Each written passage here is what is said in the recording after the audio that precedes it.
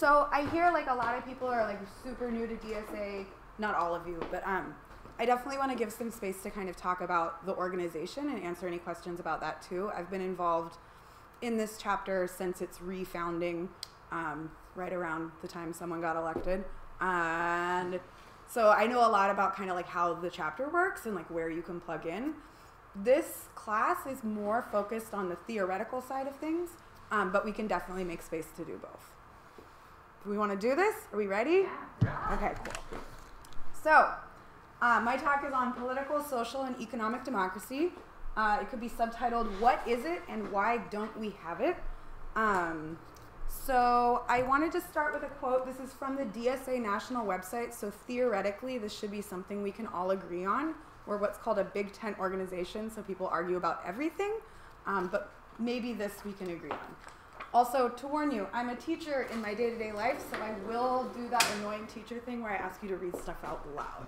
So who would like to read this quote? Now I make pointed eye contact. Thank you. Democratic socialists believe that both the economy and society should be run democratically to meet people's needs, not to make profits for a few. Fantastic. Thank you so much. So democracy, right? By the people, for the people. We're all familiar with this ideal. And I think we're really used to talking about democracy or a democratically run society just in terms of politics or electoral politics, right? And it's widely regarded as like a good thing. We've all taken civics class. It's nominally what we have in the United States, although I think most people in this room would agree that maybe not so much. But as socialists, we can see we go further. We don't just think that people should control the political sphere, but people should control the economy as well. So how are resources allocated? What are we making and for who? Even what hours do we go to work? Who's in charge at work? Things like this should be controlled by the people that they affect. So we like democracy as socialists. We want more of it. We want it in more spheres of our life. But right now it doesn't seem, I think we'd agree, that we have all that much in the way of economic democracy or really all that much in the way of political democracy. Is this a coincidence? Spoiler, it's not a coincidence. So, as so many questions, when we talk about political and economic democracy, Karl Marx is a great place to start. So, one of Marx's fundamental insights into the world is how production, making things, our relationship to production, and our relation to others that results from the production of stuff really shapes the form of all other aspects of society. So what are we making as a society? Who's making it? For who? Who's profiting? And what do I have to do in a society to just meet my basic needs? So in society right now, for me to meet my basic needs, I have to go out, find a job, sell my labor, take the money I make from that, and buy goods on a private market. And that's all capitalism, right? And that his fundamental insight is that this basic structure shapes everything else. So this is the Marx quote. We can talk about it after, but who wants to read it? Thank you. The totality of these relations of production constitutes the economic structure of society, the real foundation on which arises a legal and political superstructure, and to which correspond definite forms of social consciousness. The mode of production of material life conditions the mode of production of material life conditions the general process of social, political, and intellectual life. Fantastic, thank you. So, again, our relationships with things and with people are determined by the ways that we relate to this process of production. And this sounds kind of abstract, but this is clearly true. I have a relationship with my boss that I have to enter into. I have to pay rent to my landlord. I might have roommates, right, to split the rent and to divide the household labor. All of these are based on the system of production that we have. So from this in turn, this is what we call the base, all those production relationships. On top of that comes the superstructure. So this is a legal and political framework that kind of protects it. And we can think about how much of our legal system is concerned with things like property rights or contract law. We can think about how much of our political system is designed to kind of enforce private property, people's right to private property. And even our social or intellectual consciousness is kind of rooted in the economic framework. So because our legal or political or social framework is really determined by this economic base, there's sort of a hard limit on the forms of social political life that can exist within any mode of production. And we know this, right? We can't legislate away the concept of private property. We can't vote down the concept of landlords, unfortunately, and so on. So what are some of the fundamental characteristics of our social life, our social fabric under capitalism? People are kind of divided into two basic groups, or classes, if you will, and Tom will be talking more about this in his talk. But there's a fundamental divide between those of us who produce and those of us who benefit from the production. Those who create surplus with their labor and those who take that surplus. People who sell their working ability and those who own the factory, right? So we call that the working class and the owning class. We can call that the proletariat and the bourgeoisie. There's a bunch of different ways to refer to it.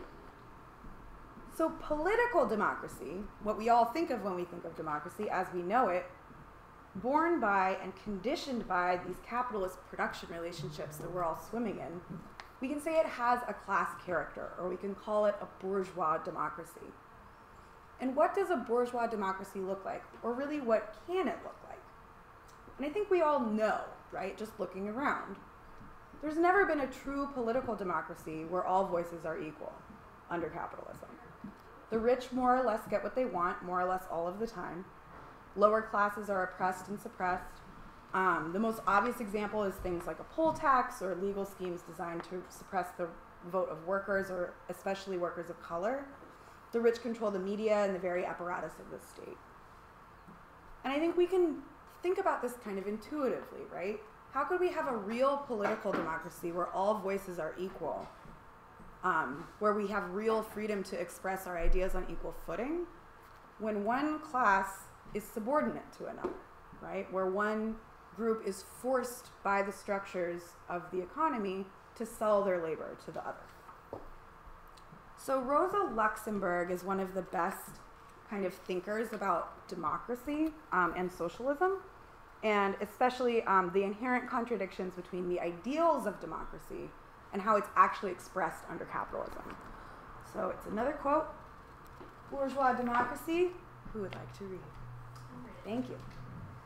The state, without a doubt, assumes functions of general interest in terms of social development, but only to the degree that the general interest in terms of social development coincides with the interest of the dominant class.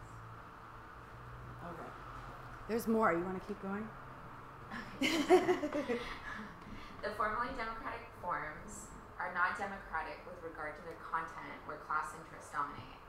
As soon as democracy shows the tendency to negate its class character and become transformed into an instrument of the real interest of the population, the democratic forms are sacrificed by the bourgeoisie and by its state representatives. Great. So this is saying, like, we have a democracy that's kind of like an empty shell.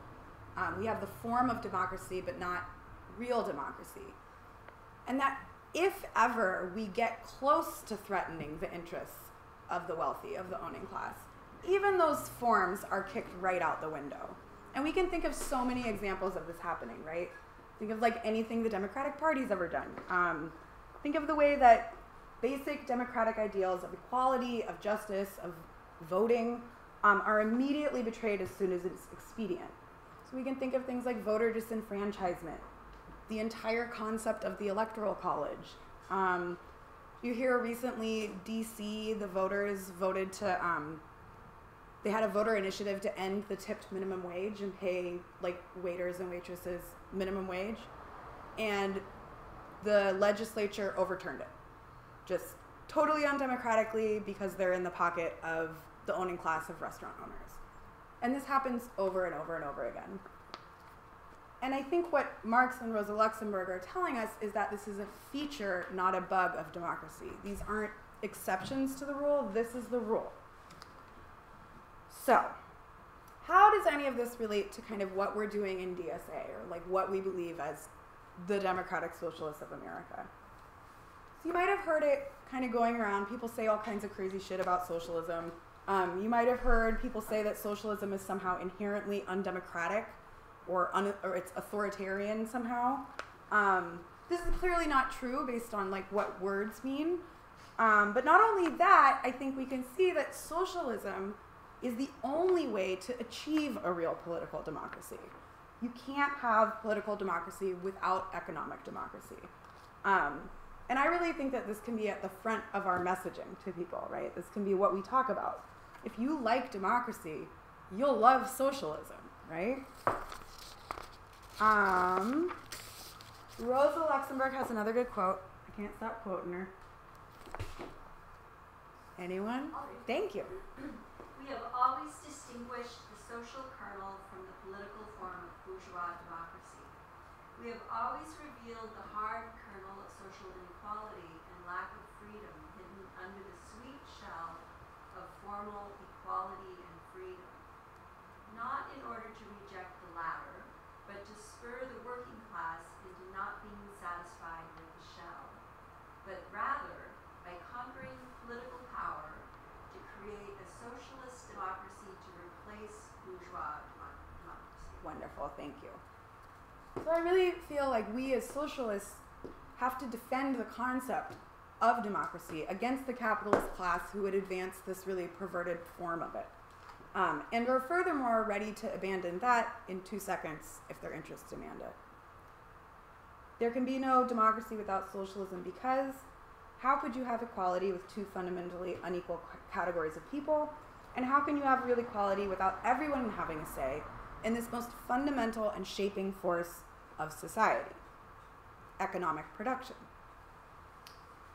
So I really think it's essential that we kind of keep this framework in mind as we come together in DSA for a lot of the work that we do on like key reforms.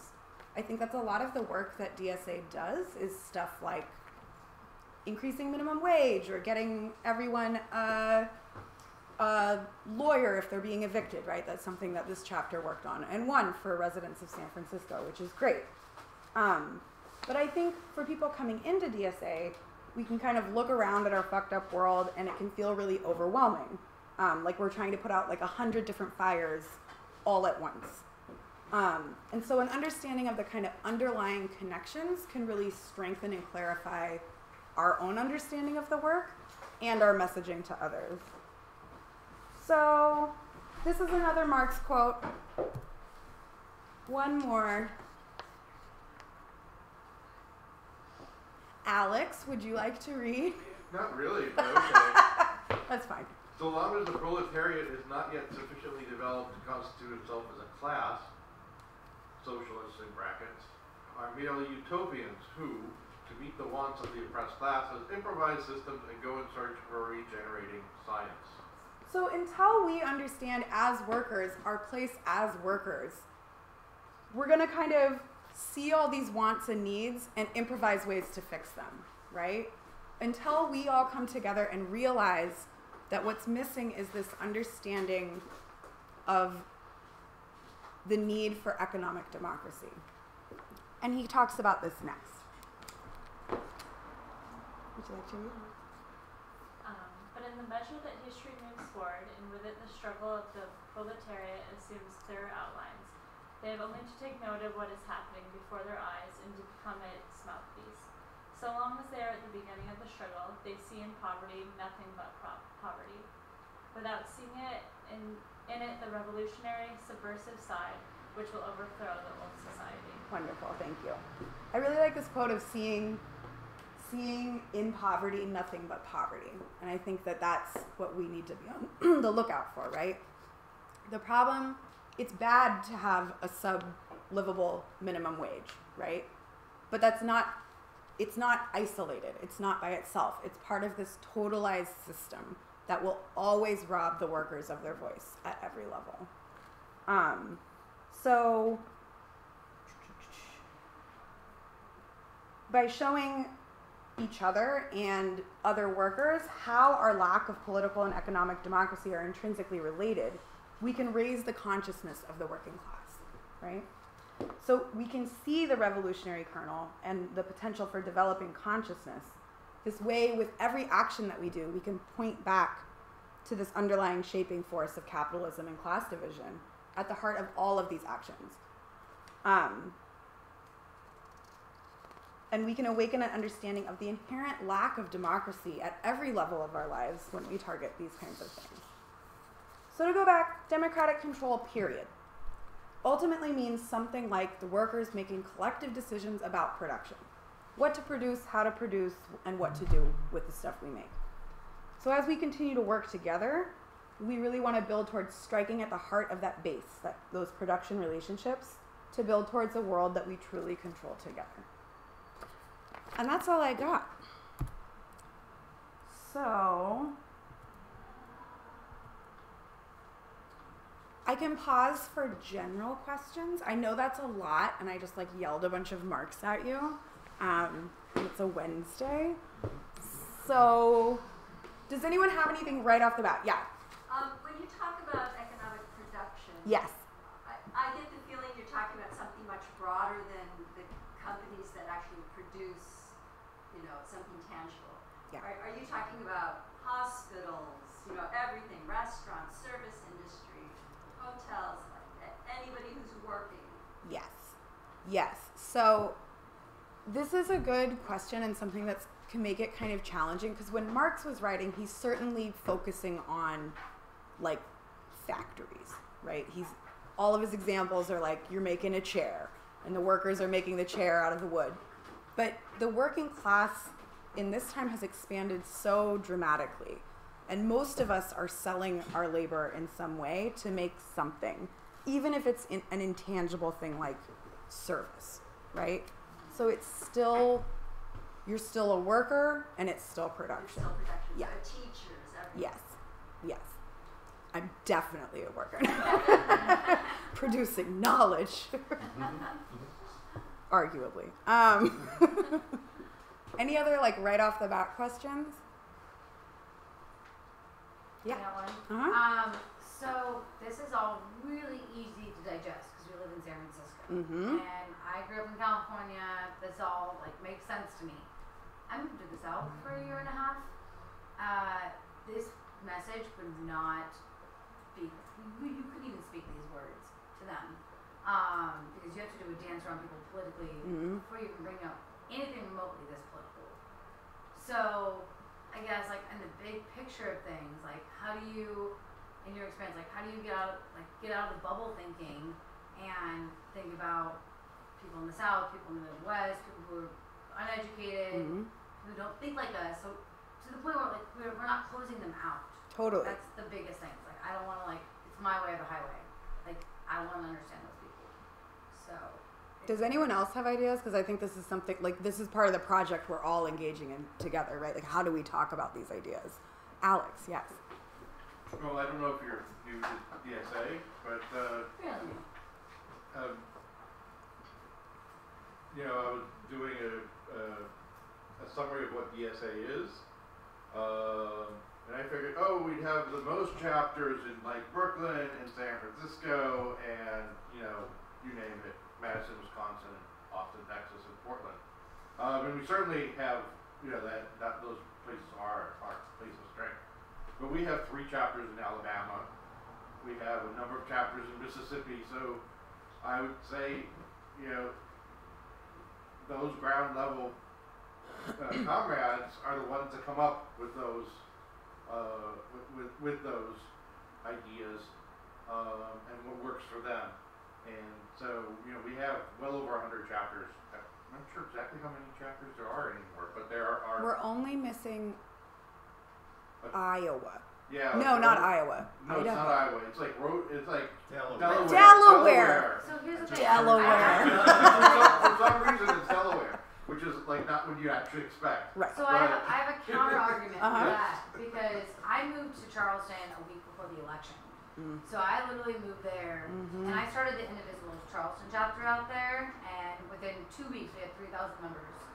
Like, there's definitely a hunger for it, but there's also, like, what I'm asking is, like, the people who aren't involved in DSA, people who are not paying attention, like, the conversations we're having with our coworkers and our classmates, like, how can we talk about this and bring them to the table without it just being, like, my way or the highway? Like, totally. And I think you're picking up on something really important here of, like, you know, like, when we talk in this room to like-minded comrades, we're going to talk one way, but how do we connect with people who've been kind of conditioned to really mistrust us, to, like, really mistrust this kind of conversation? It's not even about us. It's about like just the policies in general. Like, you have to look at the policies individually. Like guns, for instance. I'm very anti-gun. I've always been anti-gun. But out there, I learned so much more about guns. Sure. I'm still very anti-gun, but I'm not. But you know now. The highway. Yeah. So I can actually have an open-minded conversation. So what, like, my biggest question with DSA and, like, with what's going on in this whole wide world right now is, like, how do we have this conversation where it's not my way or the highway? I think personally, I think all workers can have some conversation about how much fucking work sucks, right? Like, everyone can relate to that. If you're like, hey, what's work like for you? What is your day-to-day experience with working like? Are you, like, making it? What's your struggles? What's your boss treat you like? Like, why? Why do you think it's like that?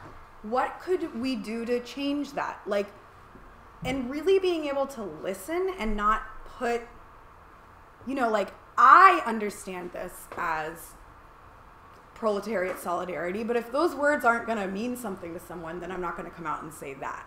But you can absolutely have a conversation about how, hey, you're getting fucked over like this? Hey, me too. You know? And, like, then you have that moment that's at least an opening for a conversation. Yeah. Yeah. To address your question, I think it's super, from a general point of view, and I'm taking a lot of this from the Pedagogy of the Oppressed reading group, and me reading that book and synthesizing and all that. It's important to not be prescriptive with your approach to socialism. You kind of have to sit there and start a conversation with those people and kind of let them figure out, like, what does socialism mean for them? You know, we can talk about common things like how work definitely sucks for everyone, and you can, like, draw out, like, you know, like, themes about, like, how work sucks, how they define their relationship with work. You know, how you might bring up how they might be abused by their bosses, et cetera. But it's more like I guess, like, one just has to, like, give the other, like, the space for them to have the agency to, like, learn and grow themselves, I guess. Yeah. Listening, not preaching. Yeah. I find that book so inspiring for just the reasons that you're talking about, and I'm, like, so stoked that you guys read it and we're excited about it. The Pedagogy of the Oppressed by Paulo Freire, which I'm absolutely not pronouncing correctly. Same. But I really think, I mean, that's something that's very appealing to me about kind of the socialist conception of the world, is, like, that's how we arrive at truth, like, capital T, is through our disagreements and through us kind of struggling through an idea together. And that, yeah, and not, socialists historically have maybe kind of failed at bringing that concept to the forefront. Like, we want to struggle together. We want to struggle with our fellow workers and kind of work out the ideas in that back and forth. You were going to say something. Oh, yeah. My mom is, like, pretty right-wing. And so, like, one tactic that, like, I'll use, I'll just, like, you know, point to something like, for, you know, like, Bezos paying, like, $0, you know, and be like, isn't that, like, super fucked up, you know? And then just showing her, like, well, that's, like, how our whole system is, like, set up. Like, people have intentionally created those lies that, you know, benefit themselves. And it's like, oh, you know, like, finding common ground. Yeah. So everyone has that reaction, you know, when you, like, hear that, you know, Amazon paid $0 in tax while I'm paying so much money as an independent consultant. Yeah. Yeah, and then, you know, it, like, kind of like seeing the Matrix. I have another question. Yeah. You said that like, if you believe in democracy, you should like socialism because socialism is the way to achieve democracy. Does socialism, like, always lead to democracy? And if not, like, how can it go wrong, or how did it get a reputation for being authoritarian? That's a very good question. I think, I could do the, like, no true socialism would be undemocratic, but that's maybe kind of a logical fallacy. I think, so some conceptions of socialism, like Lenin's, hold that in the transition from capitalism to socialism, you gotta break some eggs. Like, you gotta kind of take power of the state, and it's a dictatorship of the proletariat, and that in order to maintain power over a state, you got to do something with your political enemies, right? So all states use power to maintain control, but I think that this has been interpreted as kind of something inherently authoritarian about socialism, and I think it's probably a result of some of that. The idea of the kind of world that socialism is building to, right? Like the final stage of socialism, in its definition, would be democratic, right? Would be something where all people have a say, where we all kind of equally control production, we equally control, like the state would wither away. And so how we get there can be a little point of contention. Does that kind of get it? Yeah. Mm-hmm. One more question. So I was at the March meeting, the big DSA meeting, where they were voting on the points of unity. And the one thing that really grinded my gears was every single paragraph of DSA's points of unity started off like, we are anti-capitalism, we are pro-socialism. But there would be at the very end of the paragraph, and have the ideas. Why is identity politics so much a part of DSA? And is that just a points of unity thing, or is it an actual DSA? We're socialists, we're not capitalists, and this is our agenda, and all the evidence falls underneath. Or is it this is what we believe in, and that's the reason why we're socialists, not capitalists? I don't know how to answer that. No. I'm thinking about what you're asking, and I'm trying to think of how to formulate an answer. I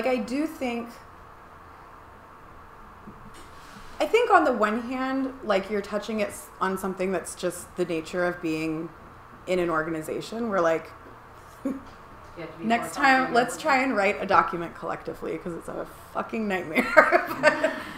It's also the thing we definitely all agree on is that we're anti-capitalism and pro-socialism. That's why we're in this organization. And how we get there, these kind of more concrete proposals, these more what that means in the nitty-gritty, that would kind of follow from my way of thinking anyway. Because the reason we came together is that we saw the world on fire, and we identified the culprit as capitalism. And so that's the thing we're taking aim at. So I guess that would be, is that a satisfactory answer? Yeah.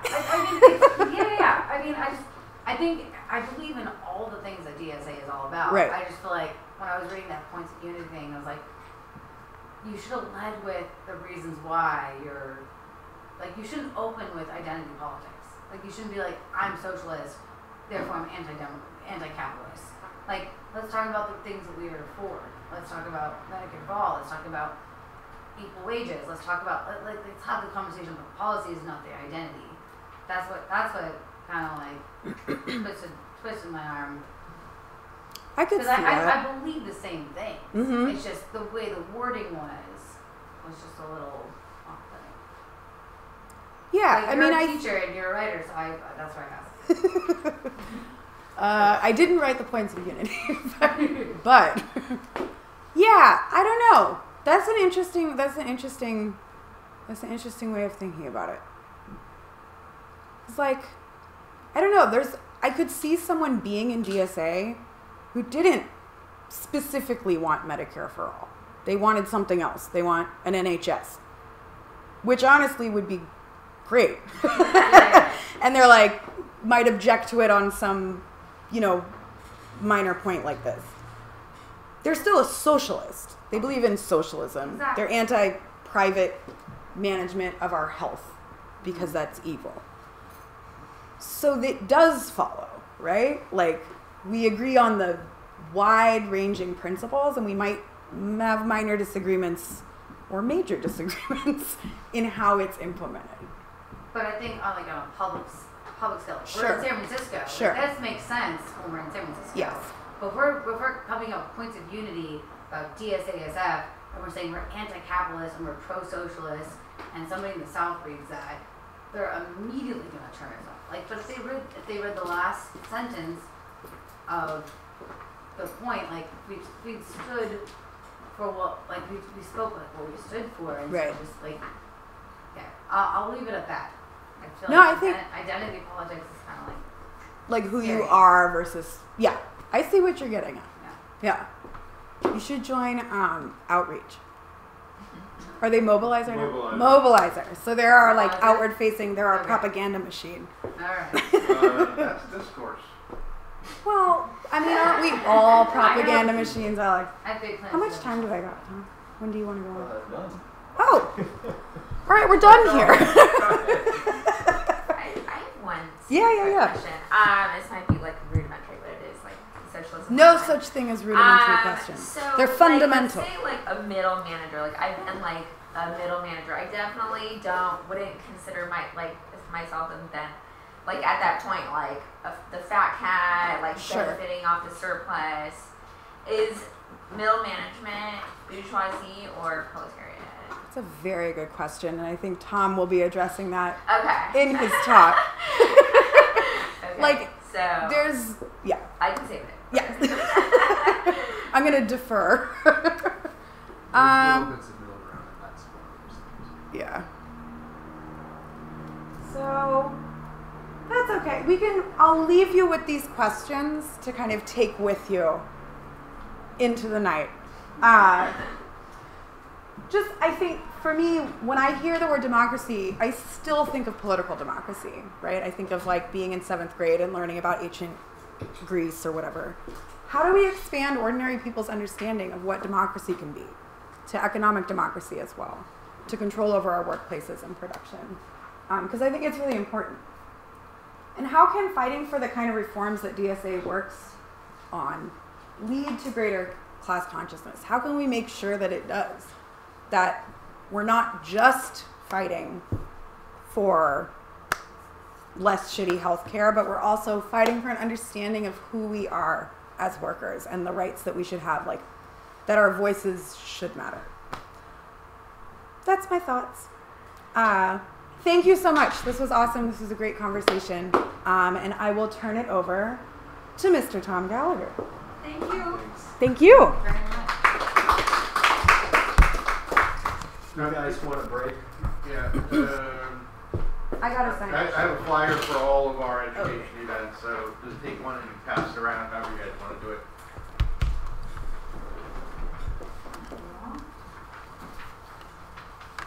There's probably more stuff in the fridge upstairs if you guys want to root around if anyone needs a beer or anything. There's candy. There's always free stuff upstairs. Is there a restaurant? Yeah, Yeah, this there's is a restaurant here, economics. and there's That'll one all make the you way drink. Want to drink it. It's driven many people to it.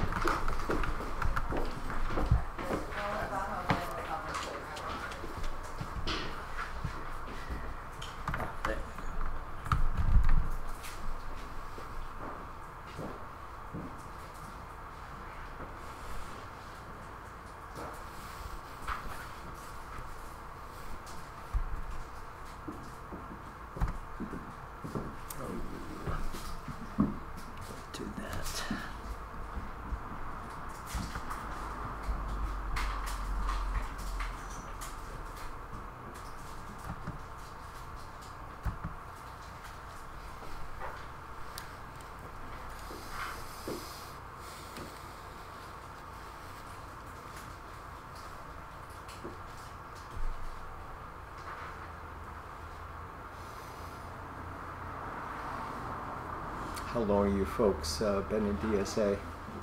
3 months, 4 months? 3 days, 4 days. All right. Yeah, I've just attended, did we attend 2 pedagogy yet? Or one? The reading group. I've been here once or twice. Uh-huh. Could you toss me over? Sure. Yeah.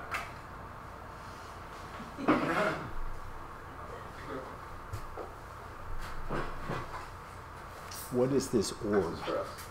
What is this? That's a mic. That's a mic. It's a mic. Okay. Make sure I'm not blocking something. It's a mic, not a camera.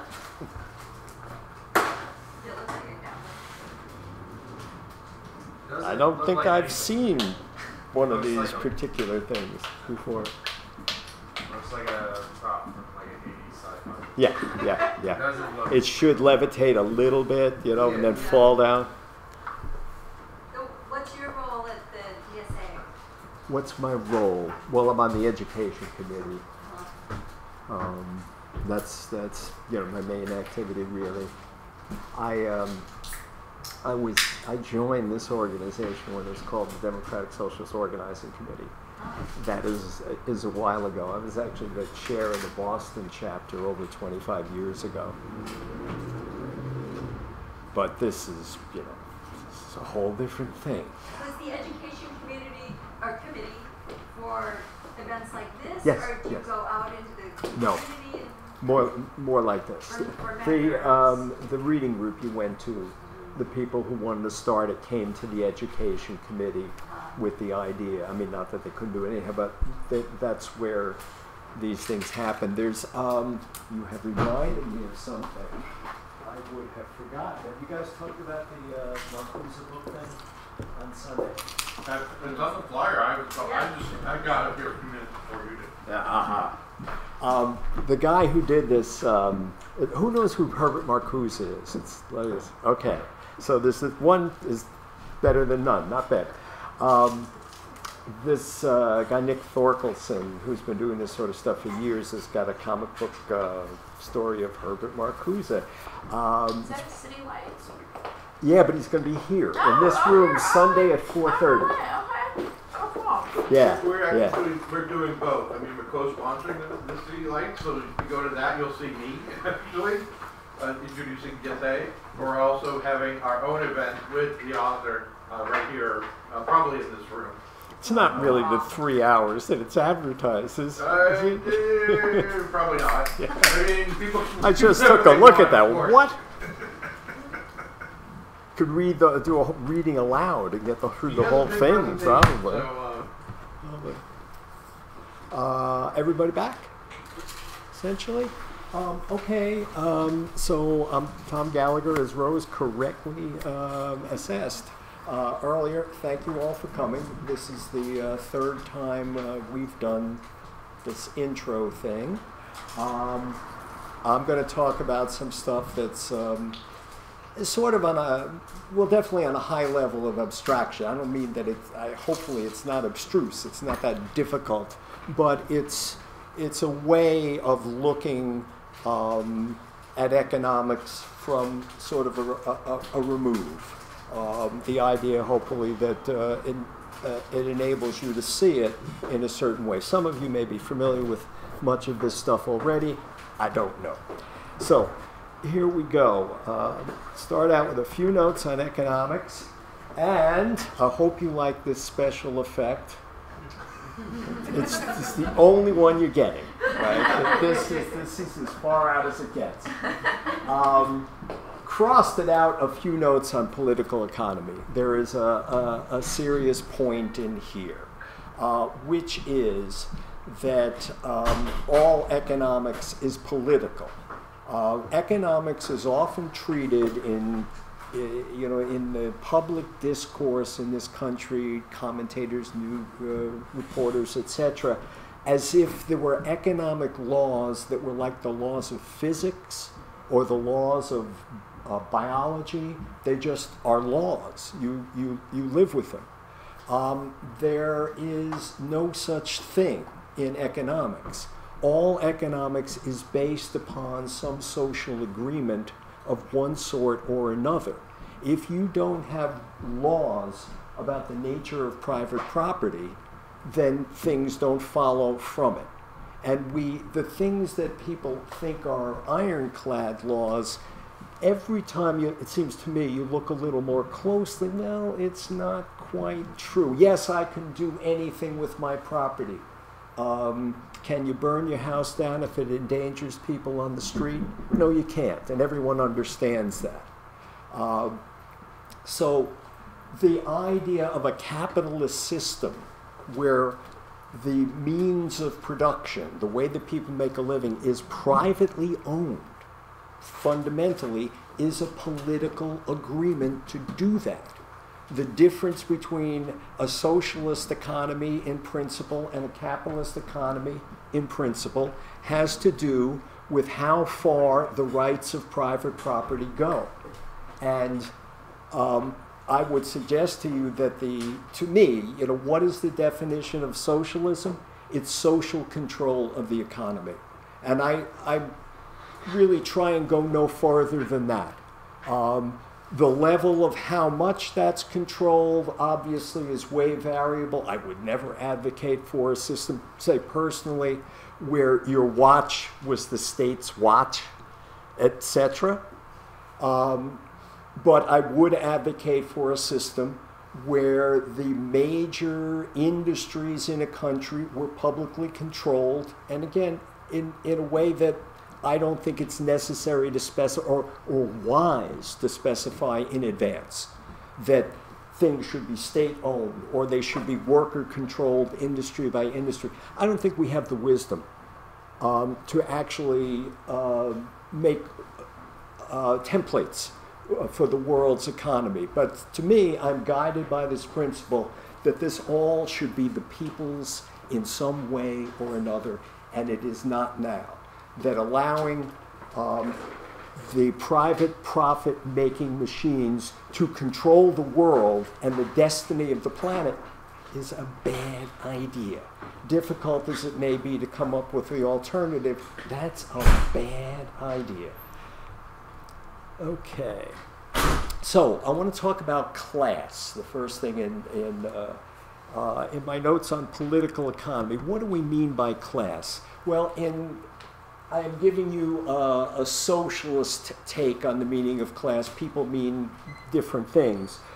What I mean here is people's relationship to the means of production. How do you make your living? And I'll get a little more specific about that. But as opposed to income, the division of people being, if you're within this income range, you're middle class. If you're within this range, you're lower class. If you're within this range, you're upper class, is not how it's being defined here. Okay, the nature of your work, it's not defined by that. Again, in the way that this sort of thing is discussed in popular discussion, when they measure the working class support for Donald Trump, right? They refer to blue-collar workers specifically. And very often they consider your class difference whether your hands are dirty at the end of the day, right? Teachers are not considered working class, and as Rose, I came in for that point, asserted very clearly, teachers by this definition are clearly working class. They do not control the means of production. Now, again, not talking about education. Again, people very often think about, well, people who went to college and got advanced degrees and go to the opera. That's a certain class aspect. And I'm not saying that any of these definitions are meaningless, useless, but that's not what we're talking about here. Or their consciousness. Somebody who has certain taste is bourgeois. Well, that's a cultural thing, but again, does not change where you would fit in this particular scheme of things. It's all about how you make your living. And the basics that I'm talking about here are, do you primarily make your living because other people work for you? In other words, the percentage of your income and wealth that actually comes from your own worth is nothing like 100%. You have 100 people working for you, and that's mainly how you make your living.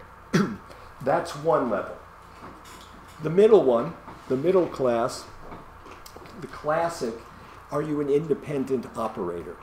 In other words, are you relatively independent in the economy? Classics in this generally were frequently lawyers, doctors. Doctors not so clear anymore. HMOs have changed the world in that. But somebody who has the ability to make a living without necessarily working for somebody else, and they're not making it because they employ a lot of other people. There are many others, right? A farmer, potentially, right? That is fairly self-sufficient. Carpenters could be. Possibly. Independent tradesmen, right, that are not working for somebody else. There aren't so many of these anymore, right? Most of the people have moved down into the working class. But in terms of a general description, and then the final one, do you work for somebody else? Which is most people you run into on a daily basis. So, how do we discuss these? The basic classes that I've described in terms of assessment of relation to the means of production, the fancy word. I've given you the olden times words and how we talk about them now. The ones on the top, the bourgeoisie. They were the new people in France around the time of the French Revolution. The old ruling class just, they owned land. Right? The bourgeoisie came along, traders and so forth, and the people who started the early businesses that employed a lot of people. They were the rising class at that point. Today we would call them capitalists or industrialists, investors. Actually, I suppose capitalist gets mentioned a little bit now. People are described as venture capitalists. That's really the only way, I think, right? They might, I always remember, it's stuck in my head, French actresses, famous French actresses would be listed as being married to a prominent industrialist. And whoever knew an industrialist, well, that's capitalist, right? Somebody who runs a big company. They are relatively small in number, right? And I mean, think in your daily life, when did somebody say, well, what's he? He's a capitalist? And not being just making a joke of it. Usually that means somebody who believes in the system, as opposed to somebody who actually has lots of people working for them. They tend to be rather invisible in a lot of ways, because there are relatively few of them, and it's kind of politically useful to be invisible and not to be pointed at. If you're extremely wealthy off the sweat, with money made off the sweat of others. Then we have in that middle class, in olden times, and again in the fancy Marxist terminology, the petty bourgeoisie, the little bourgeoisie, right? It's the person who owns the company, but instead of 1,000 people, maybe they have 5. Right, so their own work would probably be a significant portion of their income, you know. And the classic, and we don't think of it the same way, but in world history is the peasant, the small farmer. If you think back, you go back a couple of hundred years, and still, if you look at much of what we call the third world, most people were and are in certain places independent farmers, eking out a living in most cases, right? They are independent operators largely. It's up to the elements, the quality of the soil, and that's mostly it. They trade things back and forth, but they're largely on their own. We have farmers today, but as we know, in this country, who ran into a farmer today? we live in the cities, obviously, but the farming percentage of the population is maybe 4% in this country, I think. Well, that used to be 80%. So, I mean, we're on to a major shift that happened in the class structure, which is why we're here talking today about socialism. It was that shift that brought this about. The more common middle class is the professionals that I've sort of referred to. That they certainly exist, and I'm not here to give you hard numbers of class analysis, but maybe you're talking 15% of the American population at this point that would be legitimately middle class from that perspective. You could argue it many different ways and use different approaches, but I would say it's something like that. The invisible capitalist class, the big ones we're talking, the 99% and the 1%, we're roughly talking in that realm. And then down from there. Then the bottom class, the proletariat in the old-fashioned terms, which some people, of course, still love to talk about because it's fun, and that's fine, but I think you should keep it at home and among your friends primarily, because people don't know what you're talking about, and it sounds weird to them. This was the origin of this, if you go back to the Latin, is people who only had children, didn't have any land. They had the ability to work and have their children work, but they didn't have much. We now, and that name was adopted in the early years of the socialist movement, the early years of the Russian Revolution, the Industrial Revolution. And now we talk about them as the working class. So, and here, by my rough numbers, we're talking, 80 some odd % of the population. Now, we take that for granted. And I've touched upon it by using the old-fashioned stuff as well as the modern stuff to point out that it wasn't always that way. And the reason that people got so excited about this working class back when all of this socialism stuff started is that it was different. Most people had been in that middle class, a group that we don't think of as middle class. They had been peasants. They had been small farmers that had lived relatively isolated existences.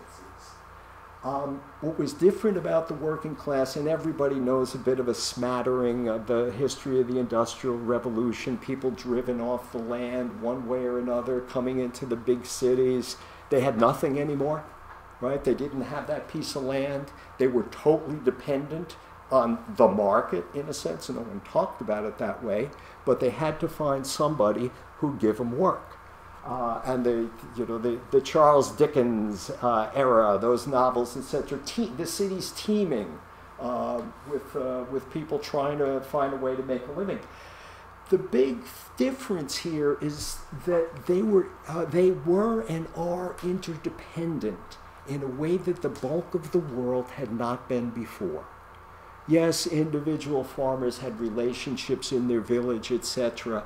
But you could come pretty close to having a self-sufficient family entity on a farm, and your amount of trade, if you looked around your house, the amount of things that came from somewhere else were probably pretty small. Compare that to now, right? And probably everyone's been through an exercise somewhere in some class. Go around the room. Where did that come from? Where did that come from? How many people in how many countries were involved in putting this one thing in this room? Go through your clothing, etc., etc. We take it for granted at this point. It wasn't always that way. The other important thing that made people wild about the working class in the early days, it was big and getting bigger, right? There was a point at which the independent farmers dominated the U.S., Europe, etc., and still do in some countries. And people early on saw that there was a very serious change coming here, and this would change the nature of people. the nature of people's relationships and potentially their consciousness. The idea, the realization that I am not an island, that I am interdependent on people, was behind the whole notion of trade unionism, is behind the notion of socialism. We are in this together. We need to figure out how to make it work together, to acknowledge that we have these common interests and figure out a way to democratize them. So the whole institution, ideology of socialism was all about this change, was all about this new rising class that most everybody is in now, but don't even notice it.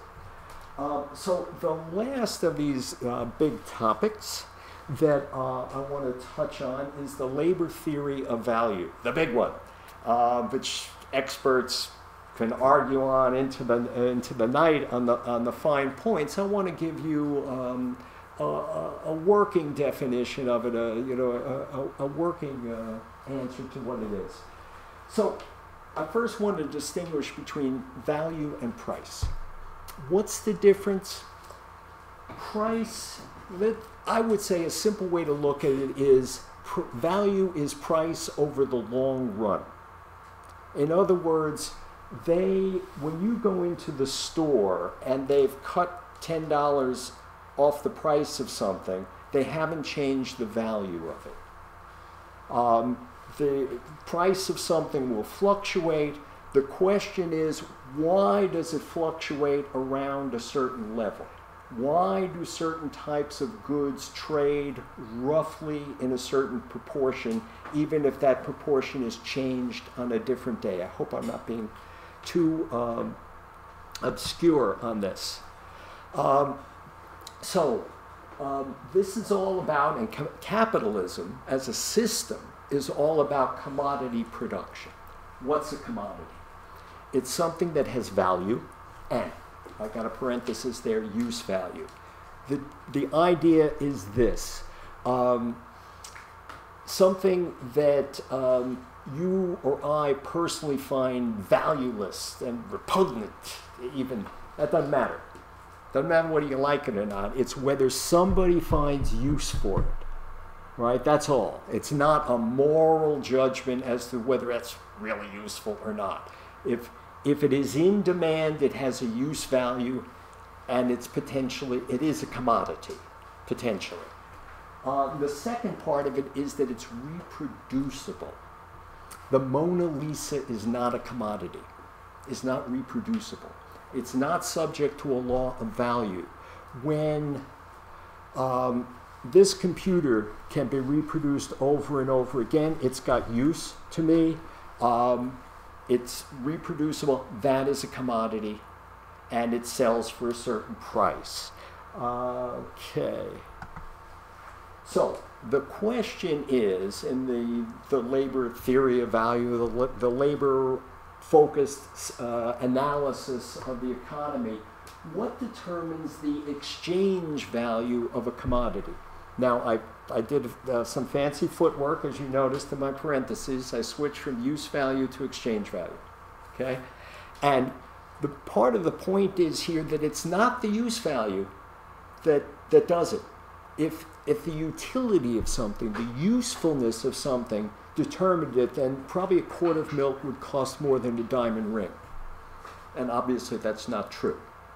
So the use value is something that's either sort of it has it or it doesn't.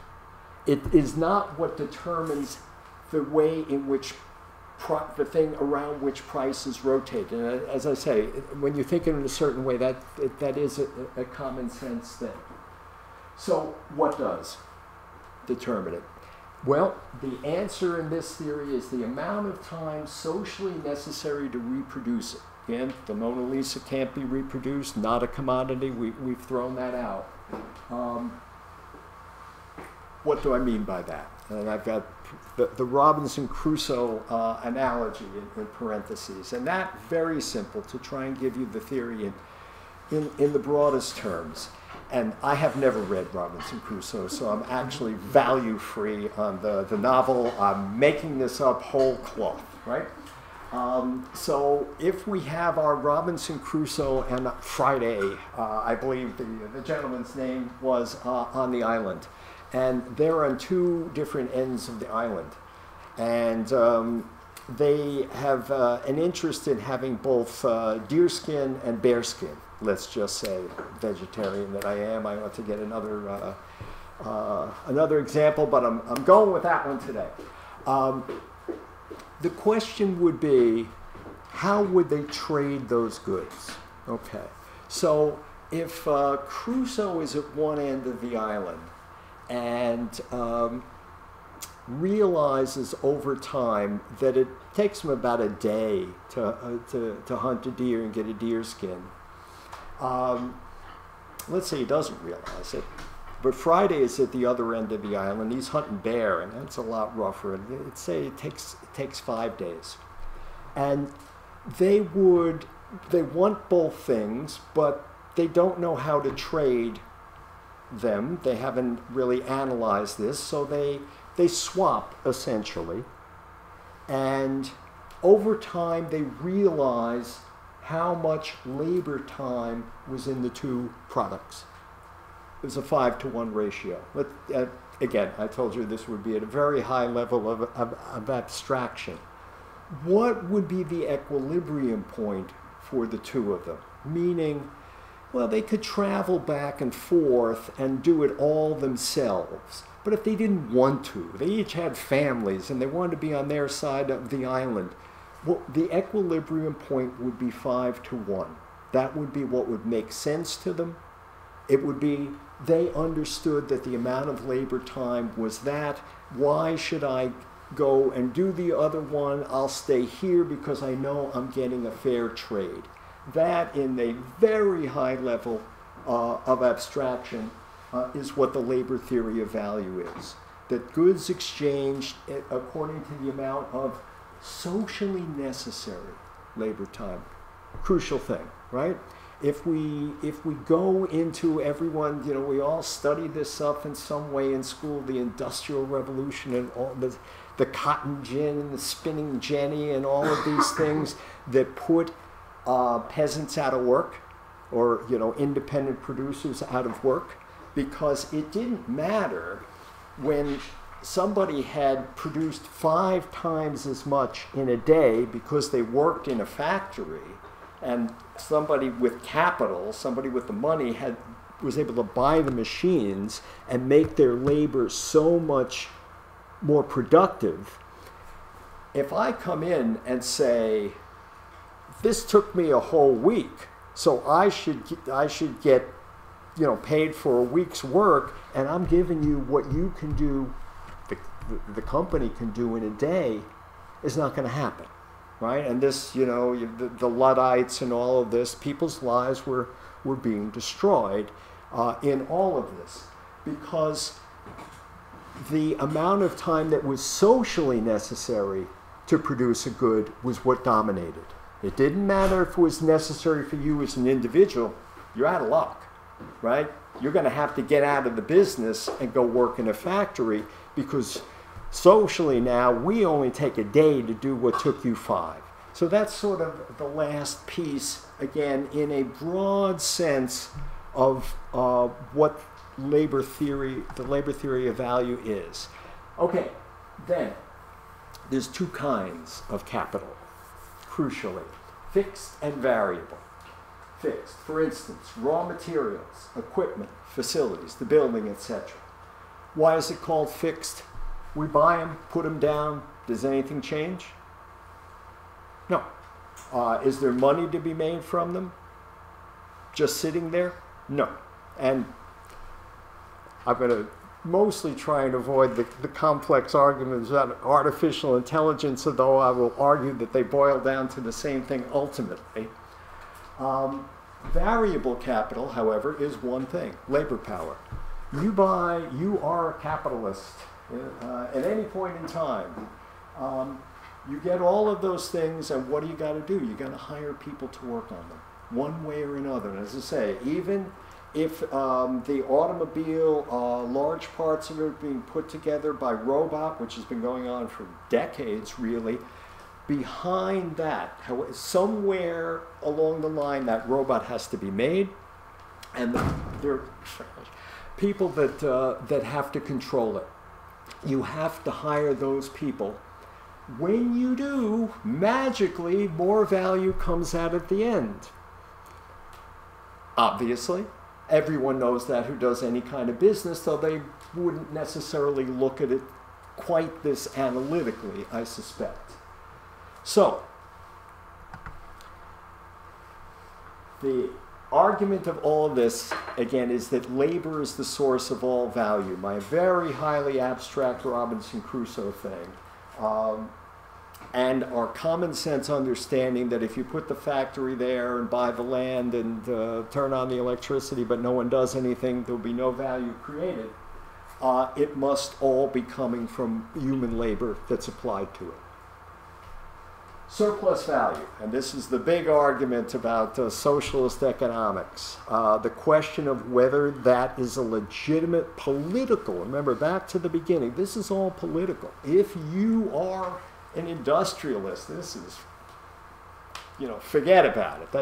This has nothing to do with reality. I have wealth and I make jobs, and you should be so lucky. So what is surplus value? It's the difference between the value of labor power and the value produced by labor.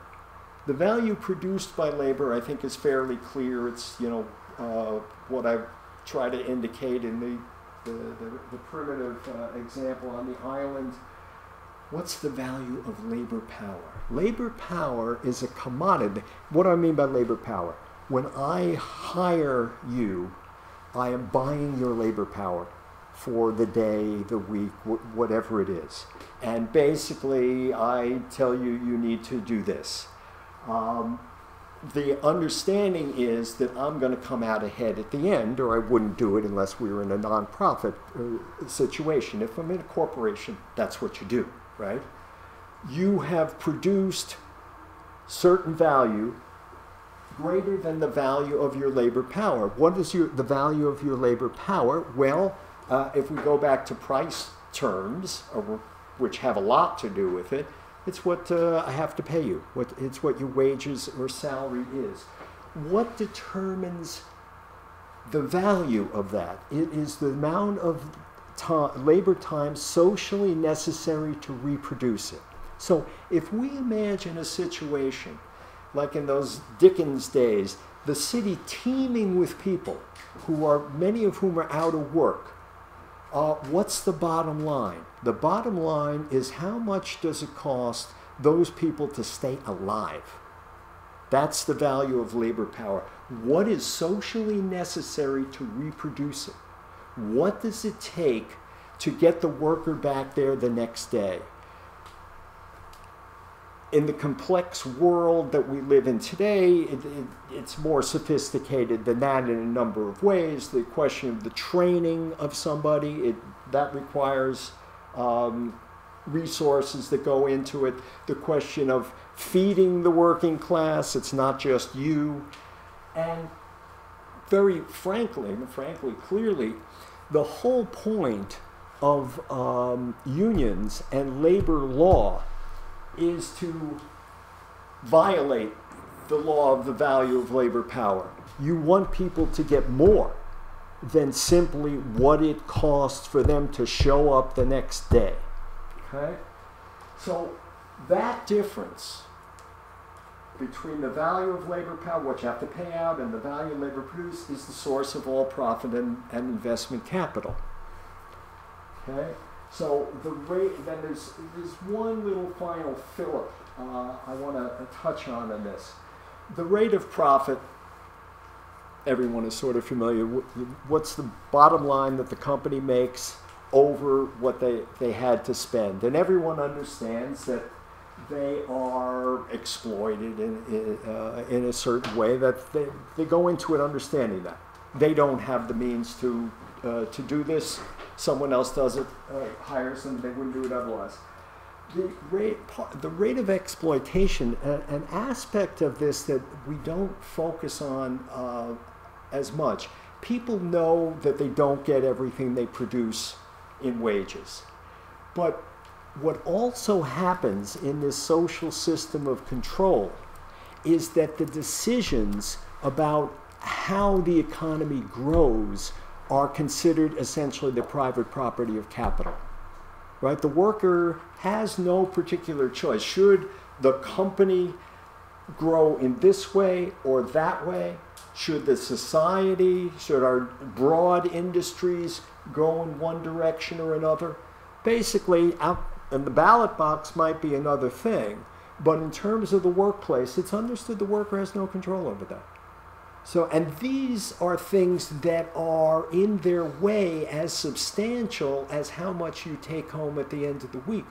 Who is in charge? And I would say, you know, one of the most important critiques of capitalism is just that. I said something very quickly about it in the beginning. The idea that the right way to build the world is a collection of corporations figuring out what maximizes their profit seems to me becomes clearer and clearer that that's senseless. And this, as I say, is a suggestion of a way to analyze it, a way to think about it. And even though this is considered some fancy stuff, I think the principles are fairly straightforward.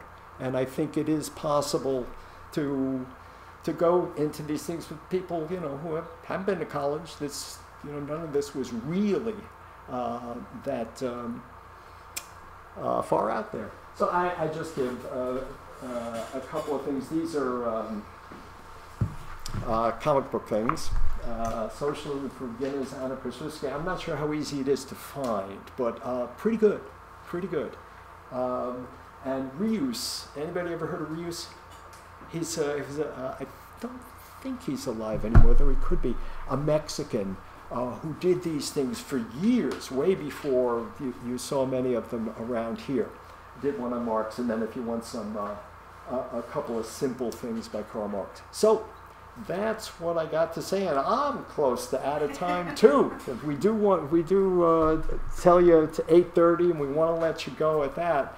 So I'll take a minute or two of discussion. I'm happy to stay longer, but you should be able to leave when we promised you. So. I guess one thing, so when you're talking about the distinction between bourgeoisie, petite bourgeoisie, proletariat, I guess I thought about the little bourgeois a little bit differently than you did. Mm-hmm. So when I think about it, I think about them as sort of the people who are doing like the dirty work of the bourgeoisie. Mm-hmm. So like, you know, middle managers don't actually take any of much at all of the surplus value, and they aren't really necessary for the workers. They're there to prescribe what exactly the shareholders want out of the workers.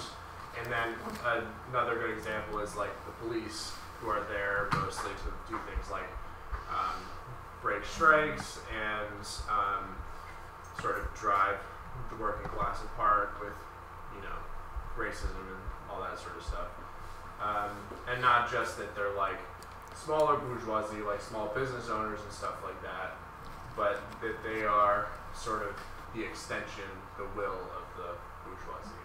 Well, looking at this here, I went back to that slide. I should put middle management in there explicitly next time. Although I will disagree with you on the police, in the sense that in our circles, the way you described them is very commonly held. I don't think most of the world thinks that. They think that without the protection of the police, they'd be afraid to walk the streets, and it's also true.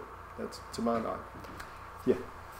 I'm thinking, well, I mean, you're putting up the petite bourgeoisie term in olden times, and peasants would not be petite bourgeoisie because they are not burghers, members of the city. But the petite bourgeoisie, you know, before the French Revolution, would mostly be artisans. We really don't have that many. Well, but that would be most of the petite bourgeoisie in the olden times, right? Yeah, no, I probably shouldn't have put the parentheses in. Thank you. Because what I mean is they were a middle sector, right? They were almost everybody, right? But they were, the thing that is shared roughly in this level is a certain level of independence, and that's imperfect. I mean, you're quite right on your point about middle management, however you described it. But the intermediate sector, and in terms of the cultural sense of petite bourgeoisie, no, the dirt farmer sure ain't that. But they were not working for somebody else primarily. That's so duly noted. I mean, that bourgeoisie means burger, and what that means is you had the right to live in a city, and if the city was independent, you had a right to vote for the city government. And so the petite bourgeoisie would be someone who had that right to live in the city and had a right usually to vote for the city government. But the peasants would never have that right. That's the right. I guess we do get trans-historical in these analyses, right? We're not actually talking about any one point in time. The petty bourgeois, if a Marxist was talking about the petty bourgeois, they wouldn't be talking about those distinctions. They would be talking about the people of some wealth who they had to look up to much bigger people. I think this is useful, the fuzziness, to analyze the fuzziness is useful. So I appreciate that. So I think we're at the time we should let you go to your houses. You can stay. I'm willing. Rose is probably willing. But let's call it an official night. Thanks so much for Thank you coming, so much. everyone. you have to take the sign for. I sure did. Okay. It's already done. All